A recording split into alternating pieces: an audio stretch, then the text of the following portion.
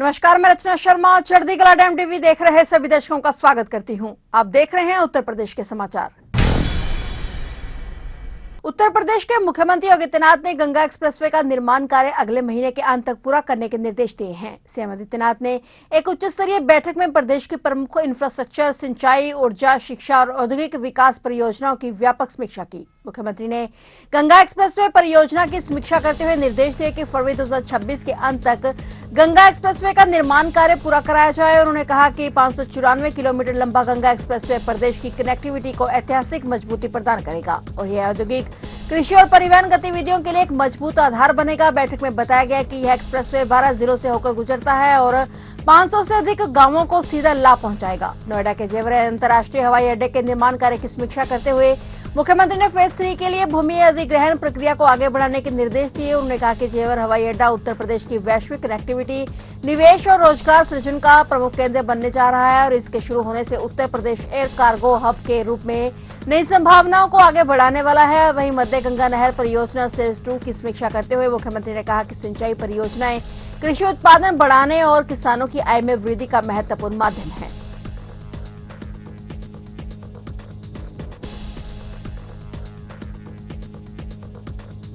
UP सरकार ने city magistrate अलंकार अग्निहोत्री पर बड़ी कार्रवाई की है। बरेली के सिटी मजिस्ट्रेट अलंकार अग्निहोत्री को प्रदेश सरकार ने निलंबित कर दिया है। उन्हें शामली के कलेक्टर ऑफिस से अटैच किया गया है। मामले की जांच मंडलायुक्त बरेली को सौंपी गई है। इससे पहले बरेली के सिटी मजिस्ट्रेट के पद से अलंकार अग्निहोत्री ने सोमवार को इस्तीफा देकर पूरे प्रदेश के प्रशासनिक वर्ग में खलबली मचा दी थी। इस्तीफा उन्होंने 26 जनवरी जैसे मौके पर दिया जब पूरा देश गणतंत्र दिवस मना रहा था। अलंकार अग्निहोत्री ने प्रयागराज के माघ मेले में शंकराचार्य अभिमुक्तेश्वरानंद के साथ हुई घटना को लेकर अपना विरोध जताने के लिए हर किसी को हैरत में डालने वाला तरीका अपनाया है। उन्होंने राज्यपाल और निर्वाचन आयोग को भेजे गए 7 पेज के अपने इस्तीफे में सबसे नीचे स्पष्ट लिखा है कि अब केंद्र और राज्य सरकार में ना ही जनतंत्र है और ना ही गणतंत्र है, बस ब्रह्मतंत्र है। प्रदेश में अब देशी सरकार नहीं, विदेशी जनता पार्टी की सरकार है। उन्होंने यूजीसी बिल पर भी विरोध जताया। वही अलंकार अग्निहोत्री अपना इस्तीफा प्रशासन पर लगाए आरोपों पर अड़े हुए हैं। अग्निहोत्री ने कहा कि वह निलंबन के विरुद्ध हाईकोर्ट और सुप्रीम कोर्ट तक जाएंगे।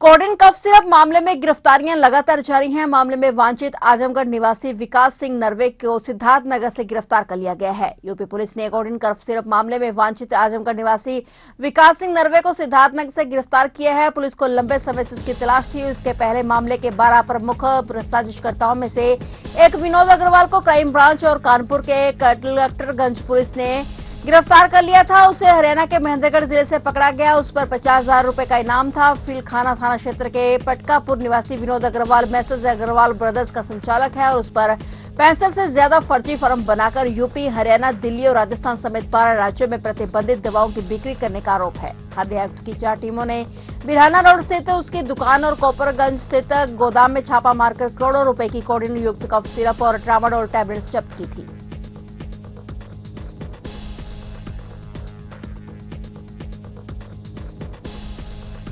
विधानसभा निर्वाचन क्षेत्रों की मतदाता सूची के विशेष प्रगाढ़ पुनरीक्षण कार्यक्रम 2026 के अंतर्गत मतदाताओं की सुविधाओं के लिए प्रदेश भर में 31 जनवरी को सभी मतदेय स्थलों पर विशेष अभियान दिवस आयोजित किया जाएगा। मुख्य निर्वाचन अधिकारी उत्तर प्रदेश नवदीप रिणवा ने बताया कि पहले से तय 1 फरवरी रविवार को संत रविदास जयंती होने के कारण विशेष अभियान दिवस नहीं लगाया जाएगा। उन्होंने बताया कि इससे पूर्व 18 जनवरी को विशेष अभियान दिवस आयोजित किया जा चुका है और इसके अलावा जिला निर्वाचन अधिकारियों को निर्देश दिए गए हैं कि वे आवश्यकता अनुसार अपने स्तर से भी अतिरिक्त विशेष अभियान दिवस आयोजित कर सकते हैं। मुख्य निर्वाचन अधिकारी ने कहा कि अभियान के दौरान ऑब्जर्वर, जिला निर्वाचन अधिकारी, निर्वाचन रजिस्ट्रीकरण अधिकारी और सहायक निर्वाचन रजिस्ट्रीकरण अधिकारी अपने अपने क्षेत्रों में भ्रमणशील रहकर कार्यक्रम की निगरानी करेंगे। उन्होंने प्रदेश के सभी मतदाताओं से अपील की है कि वे अपने बूथ की मतदाता सूची में अपना नाम अवश्य जांचें। यदि नाम दर्ज न हो तो किसी प्रकार की त्रुटि हो तो फॉर्म 6, 7 और 8 भरकर 6 फरवरी 2026 तक ऑनलाइन या ऑफलाइन दावे और आपत्तियां दर्ज कराएं।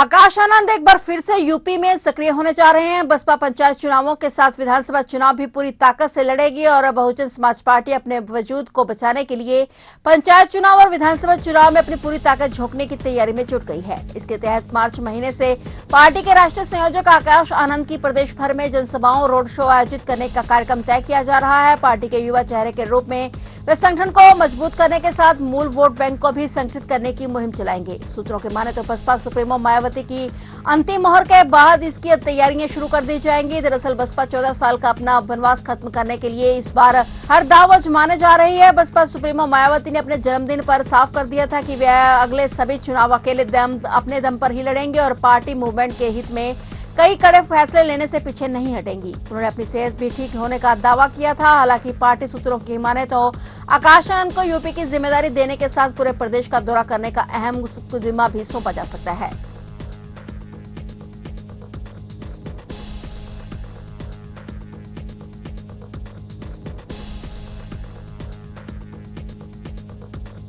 आगरा के शाहगंज के इंदिरानगर में ताबड़तोड़ गोलियां चलाकर दहशत फैलाने के आरोपी थाने में हिस्ट्री शीटर अनस और सारिक को पुलिस ने चेकिंग में नाटकीय अंदाज में गिरफ्तार कर लिया। पुलिस ने 2 तमंचे भी उनसे बरामद किए हैं। पुलिस का दावा है कि दोनों अपने घर जा रहे थे और पुलिस की सक्रियता से पकड़े गए हैं। दोनों का वीडियो भी सोशल मीडिया पर डाला। दोनों कान पकड़कर कह रहे थे कि अब ऐसा कोई काम नहीं करेंगे जिससे किसी को भी कोई परेशानी हो। 11 जनवरी की रात को इंदिरानगर निवासी रिटायर्ड दरोगा सुरेंद्र सिंह के बेटे विष्णु उर्फ राघवेंद्र और भतीजे सतेंद्र को घर के बाहर गोली मारी गई थी और दोनों घायल हो गए थे। मामले में 3 हिस्ट्री शीटर वीपी उर्फ विनय, सारिक और अनस सहित अन्य शामिल थे। इनमें से वीपी पुराने मामले में कोर्ट में पेश होकर जेल चला गया था और वहीं उसके पिता राजू, भाई छोटू, साथी अमित कुमार, मददगार दानिश, नवाज शरीफ और प्रिंस को पूरब में गिरफ्तार किया गया था। हिस्ट्री शीटर सारिक और उसका भाई अनस भाग गए थे और पुलिस दोनों की तलाश में लगी हुई थी। अनस पर पहले 8 और सारिक पर 6 प्राथमिकी दर्ज हैं।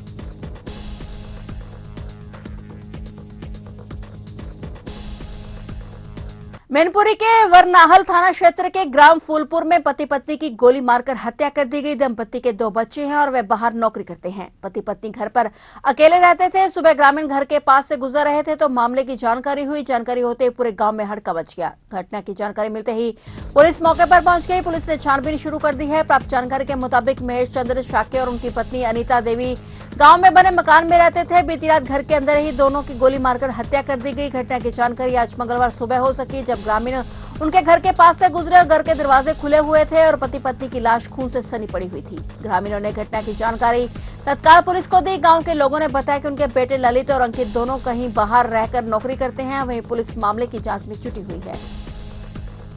उत्तर प्रदेश में ठंड के तीखे दौर के बाद मौसम में अस्थायी बदलाव देखने को मिल सकता है। मौसम विभाग के मुताबिक आज 27 और 28 जनवरी को प्रदेश के न्यूनतम तापमान में 3 से 5 डिग्री सेल्सियस तक की बढ़ोतरी होने की संभावना है। इस दौरान राज्य के अधिकांश हिस्सों में बारिश भी हो सकती है। बीते 24 से 48 घंटों के दौरान हिमालय क्षेत्रों से ठंडी हवाएं और शुष्क हवाओं के कारण प्रदेश में तापमान में तेज गिरावट दर्ज की गई थी और पूर्वोत्तर पश्चिमी विक्षोभ के कमजोर पड़ने के बाद वह स्थिति बनी रही। मौसम विभाग ने बताया कि 27 जनवरी की सुबह कुछ मैदानी जिलों में घना कोहरा छाया रहा। हालांकि दिन चढ़ने के बाद वह छट गया, लेकिन कुछ जगह पर घने बादल छाए हुए हैं। लखनऊ मौसम विभाग केंद्र के मुताबिक एक मजबूत पश्चिमी विक्षोभ के सक्रिय होने से 27 और 28 जनवरी को प्रदेश भर में गरज चमक के साथ बारिश, बिजली गिरने और तेज झोंकेदार हवाएं चलने की संभावना है। इस दौरान न्यूनतम तापमान में तेजी से बढ़ोतरी दर्ज की जाएगी। हालांकि 29 जनवरी की सुबह से तापमान में फिर से 2 से 4 डिग्री सेल्सियस तक गिरावट आ सकती है।